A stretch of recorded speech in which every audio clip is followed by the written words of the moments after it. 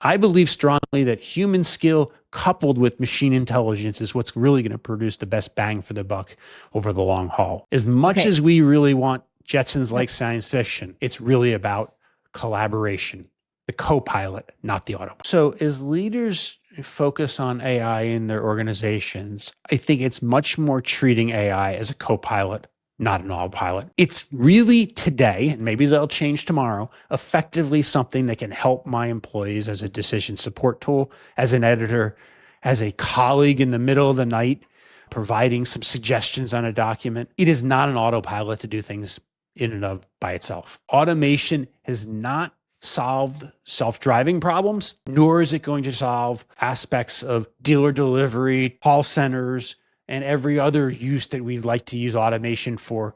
Human expertise is often going to be needed in the gray areas and in between for the foreseeable future. Perhaps someday in the future, Jetsons like science fiction will occur. And I agree with you. I've been playing around with AI and in my business doing podcasts for companies to help amplify their culture internally and translating it into different languages. And you look at the AI tool and you get all excited, right? And you go, oh, this is great. And I run the English audio through there and it comes out in whatever language I want, pretty much, right? But the accuracy level, oh, dear me, no, no, no, no. Spanish comes a little bit closer, but Mandarin, oh, no. So what we've done is we put a human in the loop. We have a human translator. So we use the AI to do the initial translation, knowing that it's not right, but it's fast. So we do that and then we perfect it.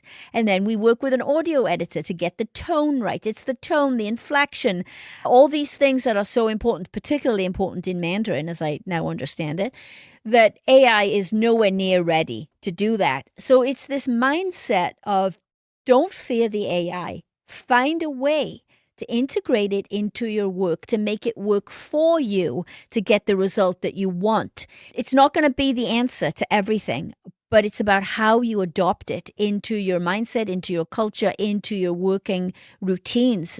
That's where we've got to start, right? Absolutely. And look, the total work investment by using an AI translator in the human may actually end up being a little more. And that may be okay because Yeah. the output is so much better. So we are so bent over it's got to save money, save money, save money. You know what?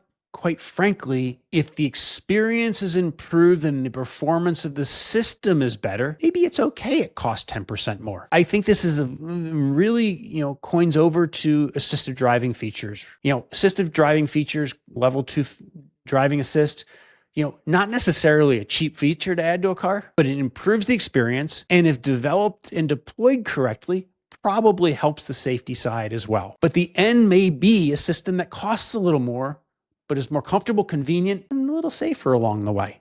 So we need to be thinking about what's that benefit to the consumer. So if you're translating something in Mandarin and you want it to get listened to, if that tone is a little stronger by using an iterative process that involves AI, you're winning. Yeah. So it's always not better, faster, cheaper. The Chinese way, sometimes it's better, sometimes it's faster, and sometimes, it's cheaper. And we got to think about what the value proposition for that is and how we deploy AI and other technologies. If we keep chasing better, faster, cheaper, and that's the sole output, I can tell you the Chinese will win with that.